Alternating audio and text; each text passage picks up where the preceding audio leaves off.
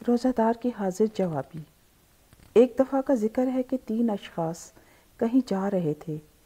چونکہ رمضان کا مہینہ تھا اس لیے ان میں ایک کا تو روزہ تھا، لیکن باقی دونوں نے کچھ اپنی سستی اور کچھ سفر کی وجہ سے روزہ نہ رکھا تھا۔ چلتے چلتے سورج غروب ہونے کو آیا تو رات گزارنے کے لیے یہ تینوں ایک گاؤں میں پہنچے اور ایک مسجد میں چلے گئے۔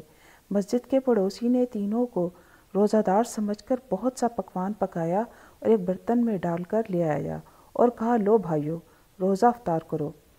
پکوان دے کر ایک شخص نے دوسرے سے مشورہ کیا کہ ہمارا یہ ساتھی روزہ سے ہے، اگر پکوان اس وقت کھا لیا تو کہیں یہ اکیلا سارا ہی نہ چٹ کر جائے، کوئی ایسی ترکیب کرو کہ پکوان اس وقت تو محفوظ رکھ دیں اور صبح اٹھ کر کھا لیں۔ اس ساتھی کا صبح روزہ ہوگا اور ہم دونوں مزے سے کھا لیں گے۔ چنانچہ دونوں نے اس کو بلایا اور کہا کہ ہم چاہتے ہیں کہ پکوان اس وقت سنبھال کر رکھ دیتے ہیں اور صبح کو اٹھ کر تینوں اپنا اپنا خواب سنائیں گے۔ رات کو جس نے سب سے اچھا خواب دیکھا ہوگا سارے پکوان کا وہی مالک ہوگا۔ مقصد یہ کہ خوابوں کی الجھن سے اسے الجھاؤ، صبح تو اس کو روزہ ہوگا ہی، پکوان بہرحال ہمارے کام ہی آئے گا۔ اس فیصلے کے بعد پکوان کو سنبھال کر ایک کونے میں رکھ دیا گیا اور تینوں سو گئے۔ سحری کا وقت ہوا تو روزہ دار حسب معمول اٹھا اور سحری کر کے سو گیا۔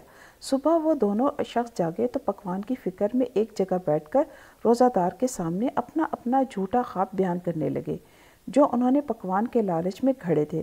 ایک بولا، کیا پوچھتے ہو بھائی، رات کو پیغمبر حضرت موسیٰ علیہ السلام تشریف لائے تھے، انہوں نے مجھ سے فرمایا کہ اٹھ چل میرے ساتھ کوہ طور پر۔ چنانچہ میں ان کے ساتھ کوہ طور پر چلا گیا اور کوہ طور کی خوب سیر کی۔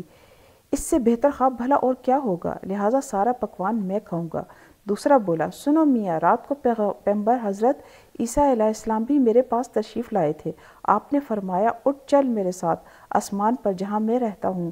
چنانچہ میں آسمان پر چلا گیا، کوہ طور تو زمین پر ہے، میں تو آسمان سے ہو کر آیا ہوں، لہٰذا سارا پکوان میں کھاؤں گا۔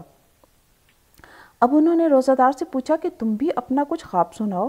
وہ خاموش رہا۔ انہوں نے اصرار کیا تو وہ کہنے لگا، بس کچھ نہ پوچھو، ایک عجیب سا خواب دیکھا تھا اور یہ کہہ کر خاموش ہو گیا۔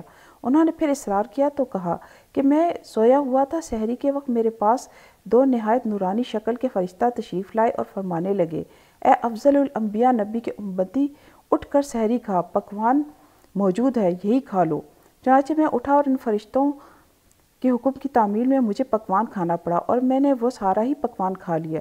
دونوں شخص یہ سن کر فوراً پکوان کی دیگ کی طرف دوڑے، لیکن وہاں خالی برتن ان کا منہ چڑھا رہا تھا۔ وہ واپس آ کر اس سے شکوہ کرنے لگے کہ یار ہمیں تو بلا لیتے۔ روزہ دار نے کہا کہ میں نے تو بہت آوازیں دی تھی، پر آپ میں سے ایک کوہ طور پر آتا تھا اور ایک آسمان پر۔